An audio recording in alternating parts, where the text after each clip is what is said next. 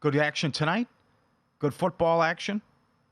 You know, a lot of people are going to complain about the quality of the game. You can see it coming from a mile away. Uh-huh. You know what would be great, and there's no way you could turn it off for like 3 hours, if the Chicago area got like 2.5 feet of snow today. I don't wish that upon our friends watching on Marquee today. I'm from there. I know what that stuff is like. I'm from the Midwest. But for snow football games, which you don't get very often anymore, come on, that's the best. That's okay. They have shovels. It'll melt eventually. Right. That would be appointment television. And if you want to complain about it, take advantage of it and bet the under, which opened 41.5 down to 38 because primetime unders are 22-7 this year. Are you surprised it opened that high? The yeah. market is. Yeah, I know. But then again, it's been the story of the NFL season. Primetime unders, games under, nonstop here.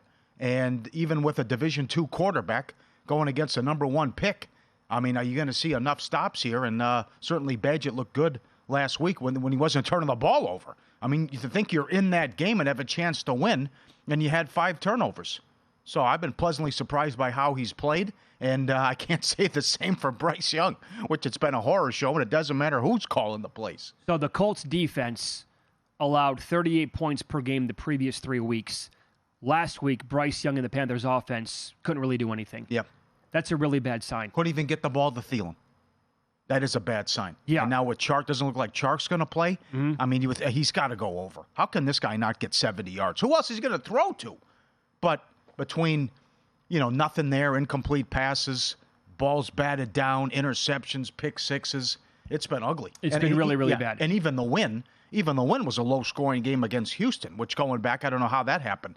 But, there's a lot on the line for the Bears, too, because the incentive here to win, and the players aren't going to talk about it. It's more of an organizational thing and fans. But you knock out Carolina, it helps your chances for the number 1 pick with the trade. Imagine, this is such a kick to the stomach here. If you lose tonight, if it's not pretty for the Panthers, not only did you trade up to take the number 1 pick in the draft, and it appears that they made the wrong move at least halfway through the rookie season here by not taking C.J. Stroud, then your pick next year is going to go to the team that you're playing tonight, and there's no hope in sight. Yeah. And the look on Frank Reich's face in the second half last week on the sidelines, it was identical almost to Robert Saleh when Aaron Rodgers got hurt. Just like, oh man, he knows how deep he's in it right now as the Carolina head coach. And I'll tell you, like, after this, they get the Cowboys, then 3 consecutive road games for Carolina, and you're going to hear the competition and say, well, winnable games. I don't know, are they? They play at Tennessee, at Tampa Bay, and then at New Orleans 3 consecutive weeks. They might end up winning 2 or 3 games the entire year. Yeah, it's set up beautifully for the Bears. Absolutely. They can't screw this up. Now, that's easier said than done with this organization. Moving, sure. Into April. Yeah, a Bears fan will tell you that. Well, what does it matter? We can't pick our nose. That's right. So now here are some of the positives for the Bears. When you look at the defense over the past 4 weeks, yards per game allowed by Chicago's defense, 5th overall in the league. EPA per play, 8th.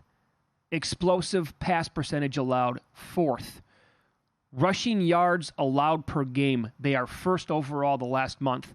Rushing EPA per play, 1st in the last month. Explosive rush percentage, they are 2nd. They just traded for Montez Sweat. That'll bolster the defensive line a little bit more. So since this defense has gotten healthier now in the last week, those numbers are really, really good.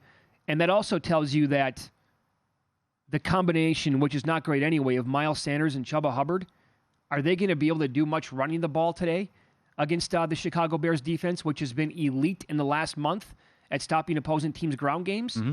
So if they can't run the football, the thought is, well, it's going to have to be even more of a Bryce Young throwing game, and I don't like their chances at winning then. Well, right. They don't put pressure on the quarterback. I cannot believe he's only $1.40 to throw an interception. What is he to throw, a pick six? Yeah, okay. But that's... Can you generate any kind of pressure in a pass rush and put some heat on him? And if you can, I'm with you. You're not going to be able to run the ball. And if you can't, for whatever reason, tonight protect him, then it could be a long day. Badgett's also $1.40 to throw a pick. Okay. Which all the turnovers they had as well. And it's a DJ Moore game, too, where do I know him or does he know us? So, with that back and forth.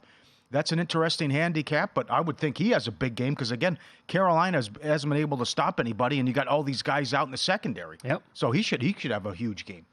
Then you look at the Panthers a little bit more since they made that change 2 weeks ago with the offensive play calling duties now in the hands of Thomas Brown. Okay, so the numbers, by the way, consider this. The two teams they played, again, as we mentioned, the Colts defense, and they allowed 38 points per game the previous 3 weeks. Couldn't do anything there. The game against the Texans, very low-scoring game in which they won. Hardly any points were scored at all. And then look at what Tampa did to the Houston defense last week. So it's like, are they going to... Yards per game with Thomas Brown taking over. Last 2 weeks, they're 27th in the NFL. On the season, they're actually 28th.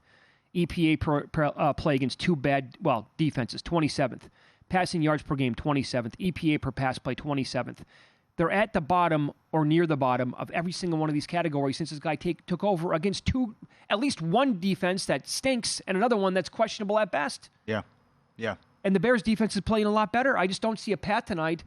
We were this close. In fact, if Justin Fields was named the starter, we were going to, I think, use them in Survivor tonight. Wow. And now another guy in our group that is super high on the Bears he still wants to use them. He actually was trying to make the case that he likes the Bears with Bagent more than he would have with Fields because it would have been his first game back. God, that's risky.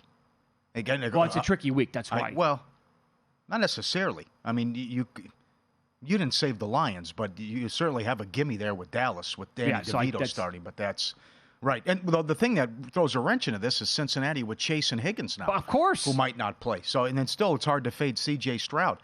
But let's say it doesn't go well again tonight. I mean, you just must, like we talked about Monday, you got to be miserable, and the look on your face about what have we done here? If you're in the front office or on this organization with the quarterback position. If this guy continues to struggle and you can't move the ball against the Bears, who are a bad team, and you can't move the ball and he continues to turn it over, then it's like, I mean, this is not supposed to happen. I mean, he looks lost out there, and compare it to what Stroud does every single week and what he just did against Tampa Bay.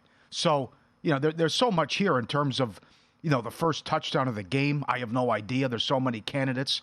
What can Foreman do, who was great against the Raiders and had the hat trick in that game? Who eats for Chicago? Does Moore go off? But then again, are we overreacting here to what's happened from a total standpoint the entire year? Can you really put up a 38 with these two quarterbacks? Because Chicago's the worst in the league in point differential. And it's Halloween with Bryce Young. He's given everything away, what he's been doing. So that's another thing about it. You would also think you'd get some big plays here at some point with the passing attack, which, as we continue to crush Bryce Young, at least Adam Thielen, other than last week, has been awesome and put up big numbers. Yeah. So they did move the ball against Miami, and had the 14-0 lead before the roof fell in. Yeah, well, to your point on first-year and rookie quarterbacks, right? Like, a lot of them are not going to look like C.J. Stroud. He's having, the best rookie season we've had maybe ever. But you look at the other three guys taken either in the first round or early. Well, look at Levis right away. Anthony Richardson popped. That's right. He looked like he was able to grasp the offense and it was going to take off. And Will Levis immediately comes in and you're like, that doesn't look too bad. Right. And he wins. Now he's the guy the rest of the year. So the guy that they had to have by trading up. I mean, has he had many moments at all this year? You can count him on probably one finger, forget one hand, where it's like, okay, that looked good. It's a disaster right now. Yeah. I would say this on. And it was supposed to change with Thomas Brown. You mentioned that earlier. It's been just as bad, pretty much. Yes, yeah. And that's the bad part, is that it's been two kind of bad defenses. So, first touchdown score, you brought this up. I was listening to Adam Chernoff's podcast. Our buddy who's going to come on tomorrow, comes on for half an hour every Friday, really good on the NFL. He pointed out that last night there was a professional move on two different player props. Well, they were kind of correlated. One was on Miles Sanders going over, rushing and receiving yards combined, which means that the Hubbard props are going to come down. And there was a big gap because this has been Hubbard's backfield now. So the thought is that Miles Sanders could be the guy tonight who is going to get more opportunity. And Adam's point was, especially if they're down in the game, watch for Sanders to get more opportunities in the passing game. But if they might switch things up here, now Miles Sanders has dropped to 20-1 to be the first touchdown scorer in the game. Earlier in the season, that would not have been the case. Yeah. But since it flipped, maybe there's something there where you can find some value in Miles Sanders tonight in the game. How about Kmet? Sure. Yeah, he ate against New Orleans. He's on a good stretch here. Yeah, right. And when in doubt, find him. He is 9-1 here at Circa. Also, yeah, and you touch on it too, but the injuries to the Panthers defense. Oh, I know. Some very key guys That's there. right. That's right. Well, the other thing, the good news is this is our final stink bomb on Thursday. So if anyone wants to go the negative route, at least positivity. Cincinnati, Baltimore next week. Thanksgiving. Then we have Cowboys, Seattle coming up. Yeah. There's Jets, Browns. There's They can also flex too, right? Yeah, week 12, I think Yeah. it is. It's whatever it is, week 14. So down the road. But yeah, this is the final stinker of Thursday night. Yeah, very good. It's still an NFL game. I mean, come on. I know, I'm with you. Yeah. Yep. All right, let's follow the money here on VSiN, the Sports Betting Network. By the way, the favorite now, don't forget about this, Khalil Herbert is back tonight for the Bears. He is the shortest shot on the board at DK to score the first touchdown, and he's plus 125 there for an anytime touchdown. Paul's going to Go to VSiN.com/subscribe to become a VSiN Pro subscriber today.